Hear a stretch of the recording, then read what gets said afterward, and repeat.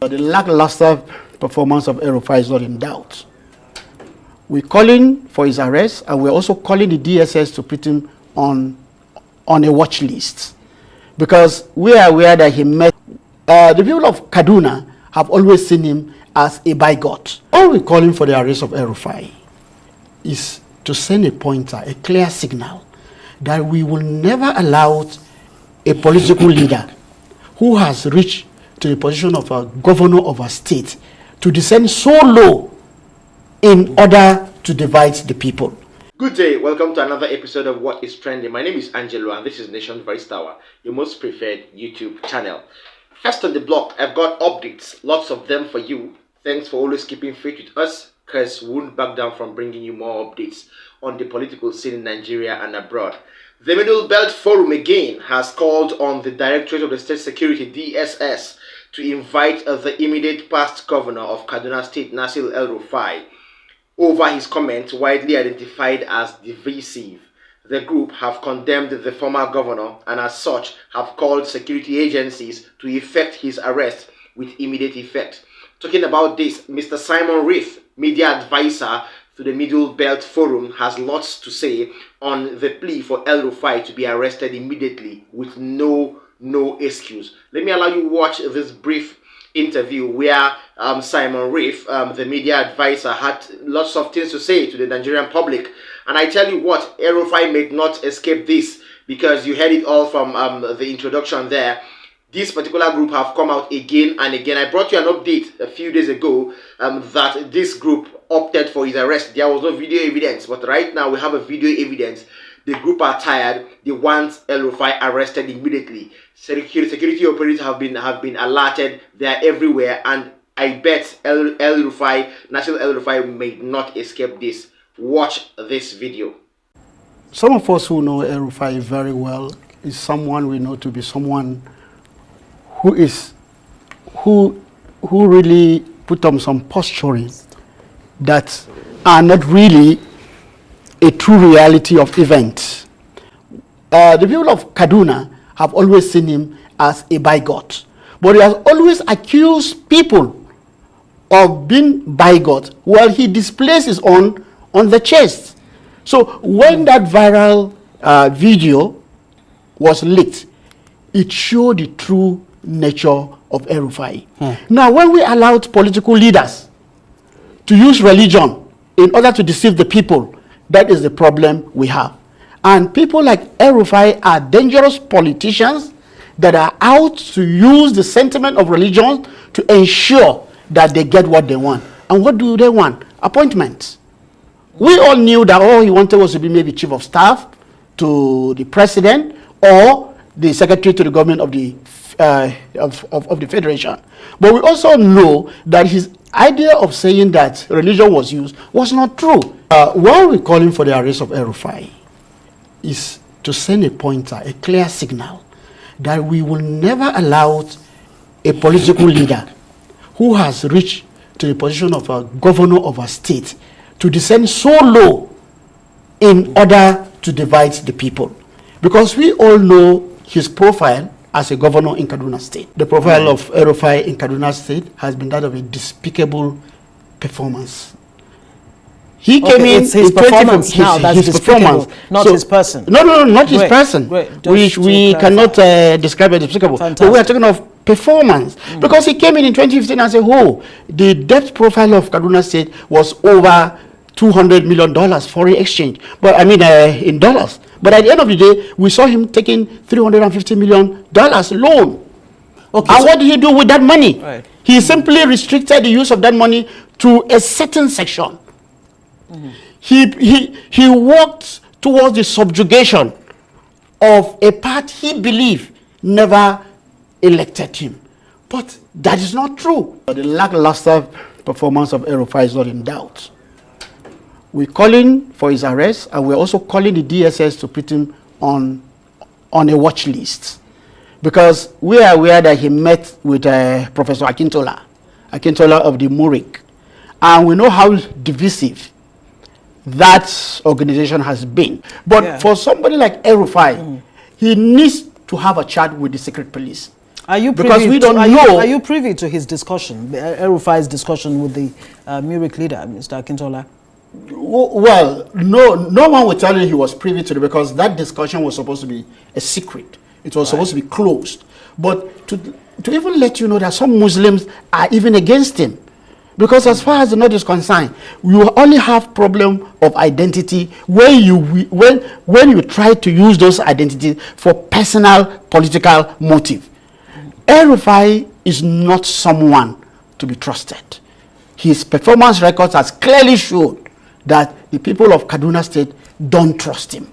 Well, you are aware that the Senate of the Federal Republic of Nigeria said El-Rufai should not be allowed to hold public office.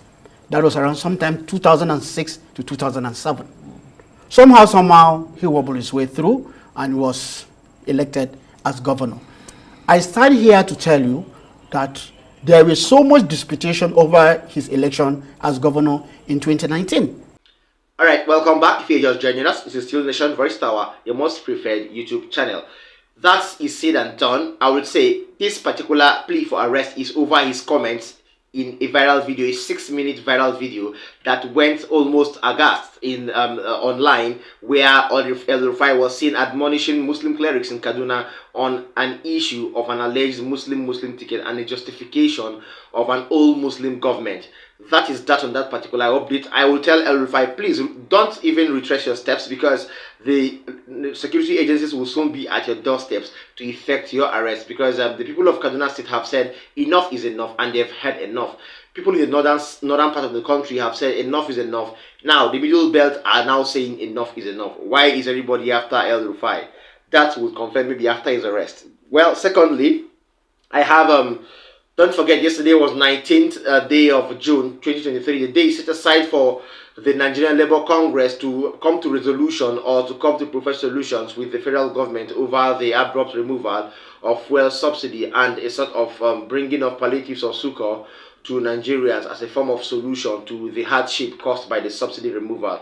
To talk about this, Joel Ajaero, the Nigerian Labour Congress chairman, has addressed newsmen on the outcome of their arranged meeting with the federal government and stakeholders to find a lasting solution over the recent removal of petroleum subsidy and its repercussions. He and his allies have explained the main issue as discussed in the scheduled meeting yesterday, and Nigerians can now know the fate of their country as regards to the ugly incidents that have graced the periphery of the oil and gas sector. Let you have this cutaway interview granted by Joel Ajaero immediately after the meeting held with Asiwaju Bola Ahmed Tinubu yesterday. Well, it was a brief one. So at the end of this meeting, we have set up committees in those key areas to commence work on them to make sure that we wrap up in the next 8 weeks. There are some technicalities that are required beyond this meeting. So those technicalities will now move into the technical committee. So those technical committee will subsume into the presidential committee. But all these, we must conclude everything maximum in 8 weeks. So those technical committee, some will submit their report in 1 week.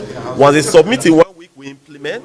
Some we submit in 2 weeks, we implement, but the last should not exceed 8 weeks. Other meetings will still be held in order to cross the T's and dot the I's, and we have adjourned again, and we are meeting. Now, work groups have been constituted at today's meeting. There's a steering committee that will be like a clearing house, and there are other work groups set up comprising both parties, government and labor members. And these work groups will work together very, very harmoniously and very efficiently to arrive at the final resolution of all those demands. All right, you're welcome back. Before I go further, please, I will urge our viewers, both incoming and already existing, don't forget to tap the subscribe button. Don't also forget to tap the notification bell. Don't also forget to like our videos, share them to people around you, people in Nigeria, people in diaspora.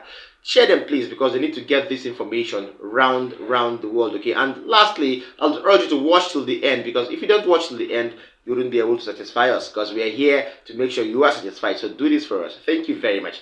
So let me give a brief analysis on that video. Nasir El-Rufai has done his own and gone, and of course his own issue has been viral already, so we wouldn't talk about that anymore. Joel Ajaero, the NLC chairman, has said it all. That means Nigerians have to wait for another maximum 8 weeks for this subsidy issue to be finally addressed, and then the alleged or the said purported palliative should be brought, or sort of solutions to be introduced in the oil and gas sector, so we wouldn't have this hardship, because the level of hardship in the country now is overwhelming, is unimaginable, because Nigerians who don't even work or who don't even have a source of living are finding it hard to feed themselves. Neither can you talk about the children, the mothers who are yet at home as housewives, and so on and so forth. The federal government, the incoming federal government of Asiwaju Bola Ahmed Tinubu, should do something about this, because Nigerians are going haywire. Finally, on the issue that is bothering the Nigerian political system right now, the recent dissolution of service chiefs by Asiwaju Bola Ahmed Tinubu, the president of Nigeria. It is no longer news that the president, Asiwaju Bola Ahmed Tinubu, yesterday announced the dissolution and compulsory retirement of all service chiefs, ranging from the National Security Advisor to the Chief of Defense Staff down to the Controller of Customs, with new appointments on the block. The resolution came as a shock to Nigerians, and lots of Nigerians too have seen and seem to see this as a sort of welcome development. Frank Tietie, a Rise News analyst and a lawyer, feels there was a sort of ethnic balancing during the course of the announcement of the new appointments and new service chiefs, as well as other concerns of national importance raised as regards to the recent development and the solution of service chiefs. Let me allow you to watch the video where Frank Tietie had to explain what he feels as regards to ethnic balancing, and how he feels the new appointment will affect Nigeria and the political system as a whole. Watch this. There is, to a large extent, a measure of ethnic balancing. I did a last-minute check on the personalities that were appointed and discovered that Emmanuel Ogala appears to be from Enugu State, and that settles the issue of somewhat bias against the Southeast in this government. One would have thought that in the 95% against 5% formula that was once talked about by a former president would be applicable in terms of the voting patterns. But what we have seen is a president who is now very interested in the security of the presidency, to the extent that it's unprecedented that military formations in Suleja, Gwagwalada, Asokoro are now being mentioned, those and the State House are now being mentioned along with the appointment of service chiefs. So I think on the face of it, the ethnic balancing issue has been solved because that animosity, that apprehension with regards to the exclusion of the Southeast may have been laid to rest with the inclusion of Ogala to be the head of an important section of the military, the Navy. Going beyond that, we're seeing a president that doesn't want to take chances with regards to the security of the presidency, to the extent that even the defense intelligence chief was mentioned. That contradicts a former president that in the hope of trying to do, in the manner of trying to do national and ethnic balancing, was adopted a laissez-faire approach in the appointment of national security advisors, together with the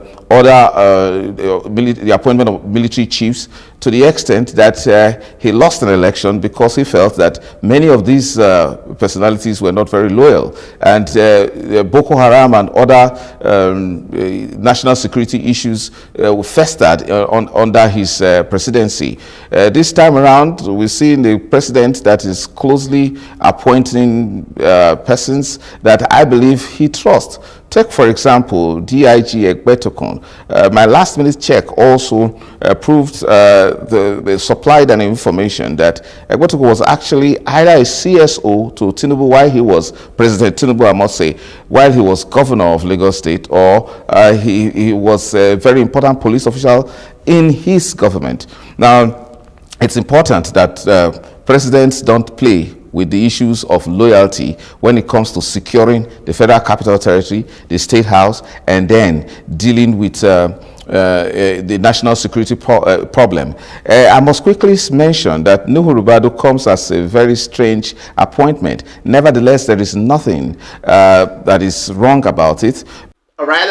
All said and done, I would say that, well, Frank Teti has said the needful there, and we don't need to add anything more, because this particular appointment wouldn't term it or give it a red flag, because we're yet to see these new people swing into action. We're yet to see these new people come into action or give their own ideas about the growing sector, especially the security sector. So there have been issues over time bothering Nigeria: insurgency, kidnaps, wanton killings in the southeast, wanton killings in the northeast, northwest, and so on, north central. So we've seen killings in Kaduna, we've seen killings in Plateau State, we've seen killings in Yobe, we've seen Nasarawa State, we've seen killings in Ogun State, Imo State, okay, Anambra, Abia, and so on and so forth. All right, we've seen Benue State have their own share of wanton killings, and this is not supposed to be so. And we have security operatives, service chiefs that are serving in time for or with the sole aim of abating or relegating insecurity to the background. So we would say kudos to President Asiwaju Bola Ahmed Tinubu for this new operation he has taken upon himself, because this is a particular time where you will see the needful, or you will see the president undertake the needful for the welfare or for the success of Nigerians as a whole. Thank you so much for keeping faith with us. Keep it with me later on for my next update, and I bet you what, I will surprise you with lots of news. Thank you. Stay tuned. Bye.